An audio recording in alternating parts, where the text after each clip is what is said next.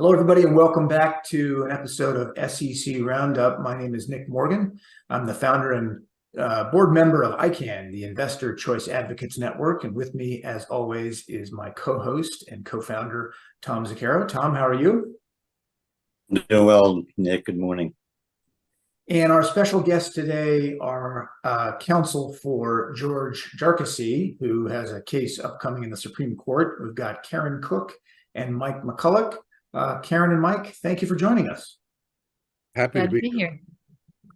So just giving away the lead there, we're going to talk about a hopefully final chapter in your client's long-running saga that has now been accepted for review by the Supreme Court. And Tom and I, obviously practitioners in the SEC defense space, have been watching your case for a long time, not as long as you have. But and Tom, can you kind of explain why do we care about this case? What is this significant to practitioners in the area, people in the investment advisor space?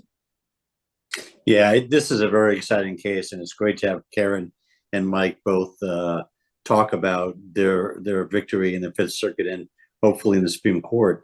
The case has to do with the SEC's administrative proceedings, the cases where the SEC files an enforcement action in their own administrative court with their own appointed administrative law judges, as opposed to filing in federal court.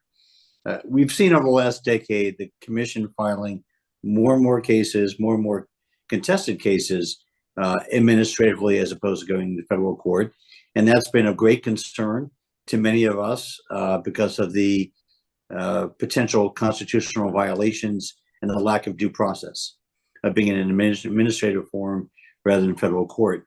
And Karen and Mike will talk about their groundbreaking case in which the Fifth Circuit ruled administrative proceedings, the SEC's administrative proceedings, to be unconstitutional for all the right reasons. And very excited the fact that on Friday, the Supreme Court has agreed to hear an appeal from the Fifth Circuit. So with that, let's hear from Karen and Mike. Tell us about this potentially groundbreaking case. Yeah, that's a good point, Tom, about the case having been around for a while. Karen, many of the people listening to this won't be aware of the history of this case, but of course you and Mr. Jarkesy have been living with this case for a long time. I think we just passed the 10-year anniversary of the initiation of the administrative proceeding. Can you just fill us in on sort of the background? This case didn't drop out of thin air. What's the background here?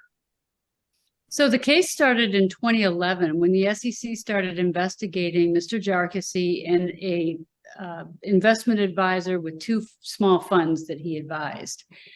And so subpoenas were issued by the SEC at that time, and other counsel represented him. So in 2013, early 2013, they filed their administrative proceeding, order instituting proceeding against him and his company. So later in the year, when he was getting ready for trial, that's when we were brought into the case. And so we started to look at other kinds of investment advisor cases and similar cases where the SEC had brought administrative proceedings against those respondents to try to look at who tried the cases, did anybody win, and how did they win? And in that process, we discovered, going back several years, nobody won an administrative proceeding. And so that started to concern us, that we were looking at kind of an impossible case. And in doing a little bit of research, we discovered really not just how much the SEC had started to rely on the administrative proceedings, but every other agency. And so we started to learn the statistics of that. And it was really staggering that the lion's share of cases brought by the federal government were now brought in administrative proceedings, and only a small fraction, like 10%, went to federal court. So, and then you see that they have this really stellar win rate in administrative proceedings, and that got us starting to think that we maybe needed to consider something other than just the usual defenses for Mr. Jarkesy. And so we went to the Constitution and started looking into the statutes that enabled their actions and their remedies that were enabled. And that's when we began to pull together the issues that we ultimately ended up challenging. And then just a little bit more background. In early 2014, just before the case was to be tried in New York, we filed a lawsuit in the DC District Court to ask that the court enjoin the proceeding on the basis that there were unconstitutional issues. At that time, the DC District Court declined to do that. And so we then got that order against us, which has recently been overruled then by the Cochran case. But we then had to go to trial. And in addition, we did appeal that to the DC Circuit. So both of those things were going on simultaneously in 2014. Then we finished the case in 2014. We appealed it to the commission. The commission, by the way, granted an expedited appeal when the Division of Enforcement made a cross appeal because they didn't think the penalties were high enough. So they gave an expedited appeal, and then the case sat for 6 years. And ultimately, it finally was allowed to go final. And we then appealed it to, as we were allowed to do under the statute, to the Fifth Circuit.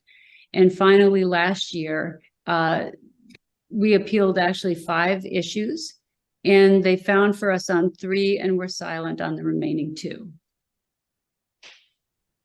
Anyone listening to that recitation, Karen, has to be struck that, you know, the process at some point is the penalty. I mean, that's just what a saga. So I guess, you know, we'll find out whether the Fifth Circuit was right about the unconstitutionality of a lot of this. So it's a very broken system.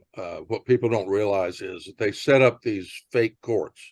I call them fake, inside the agency. So they have ALJs, administrative law judges, and they've got a little courtroom and a bench and a witness seat, and they put on trials just like a federal court would, except no right to trial by jury. The rules of evidence don't apply. If they, to the extent they ever do, they only apply in favor of the SEC, and then you lose 100% of the time. So it is by and large a kangaroo court. yeah. In prior articles, Tom has referred to it as like watching the Harlem Globetrotters play. Just never lose. You know the outcome. Yeah. Right. So, Mike, what are the issues that are presented here? What will the Supreme Court be considering? The key issue is going to be the Seventh Amendment. Most people don't even know what the Seventh Amendment is. The Seventh Amendment is the right to trial by jury for common law claims in civil cases. We have a Sixth Amendment right to a jury in criminal cases. We have a Seventh Amendment right to a jury in civil cases. We've now gotten to a point where the majority of government lawsuits against people for penalties are tried in these fake agency courts and not in real federal courts. And one of the consequences of that is you don't get a jury. You just get this one judge that's beholden to the agent, hired by the agency, reports to the agency. Well, of course, he or she is going to, as we've seen from the statistics, always rule in favor of the agency. So we took that issue up to the Fifth Circuit, and that was really the primary issue, is whether or not you're entitled to a jury trial where the government is coming after you for civil penalties. And it could be for penalties of $100 or $100 million. And they were seeking $100 million against Jarkesy. They ended up with $300,000. So it wasn't a very strong case to begin with, even from their standpoint. But so the Fifth Circuit held that anytime a government, they held it in the context of the SEC, but in essence, if a government agency is coming after you for civil penalties, you are entitled under the Seventh Amendment to a trial by jury. And since you can't have juries in agency courts, you're therefore entitled. You're entitled to go to federal court and not in these fake or kangaroo courts. The next issue that we asked the Fifth Circuit to look at is Dodd-Frank. Back in 2010, the Dodd-Frank Act vested the Securities Exchange Commission with sole authority to decide whether a particular case they're prosecuting is going to be going into federal court or whether it's going to go into the agency court. And they didn't provide any kind of guardrails or guidelines. They just gave that exclusive, unreviewable authority to the commission. And there's an old doctrine that was last alive back during the New Deal era called the non-delegation doctrine, which means that Congress cannot delegate their legislative authority to an executive agency without lots of guardrails and guidelines as to how that legislative authority is to be exercised. Here, the SEC even admitted there's no guardrails, there's no guidelines. They had unfettered authority. They could decide to cast you into their agency courts or try you in a federal court. It's all up to them. It's unilateral, and you can't do anything about it. And the Fifth Circuit held for the first time in 80 years in favor of the non-delegation doctrine, and that violated it. And so that was a separate reason, independent reason why the administrative proceedings were invalid, because Congress could not give away that authority just freely to an executive agency. We do have still a separation of powers in this country, or we're supposed to: executive, legislative, judicial. Big part of the problem with all these administrative trials is that you're putting all of those powers under one roof. The SEC creates the rules like Congress should be doing. The SEC then acts as prosecutor in enforcing the rules, and then the SEC acts as the judge in deciding whether you're guilty of violating the rules. Okay, that you can't mix all those up. So the Fifth Circuit agreed with that. And then finally, we raised the issue of whether the administrative law judges themselves were even constitutionally sitting in the first place. They are, the way that they're hired, and it gets complex and a bit esoteric, but the way they're hired, they are insulated from being fired by multiple levels of what we call tenure protection. And every federal officer has to be under a Supreme Court case from 2010, the free enterprise case, has to be answerable to the president. The president can't run the executive branch if he's got agencies and officers within agencies that are completely outside of his control. How can you run a government that way?